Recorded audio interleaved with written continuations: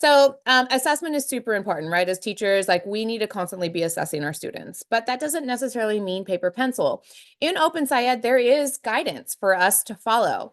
A lot of times it's like, here are like key ideas. I almost call them punchlines. Like, what are the things that we should be hearing our students saying? That could be in small group discussion, that could be in whole group discussion, right? And it gives me a quick feeling of my room. Right? It's not just from one group that I'm hearing these ideas. I need to hear those ideas being facilitated like or transferred around a lot of areas of my classroom to know that my students are really getting it. Because if only one part of my classroom is getting it, I need to be able to monitor and adjust that conversation. But when you get to these really big punchlines, these key ideas, like we figured out something really big that I know that they're going to need to have when it comes to taking that summative assessment, I need to pause. And I need to individually assess each one of my students to see if they really did get what it is that I need them to get.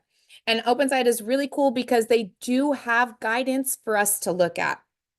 In the guidance, it tells us not just what to look for, which is, hey, this is, if I'm meeting expectations, this is what the student should be saying.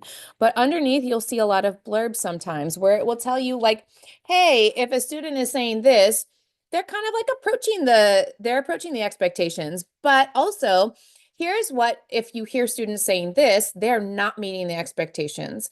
And they also give ideas or strategies where if your students aren't getting it, here are some ideas to go back and to monitor and adjust so that you can like help your students to get to meeting expectations.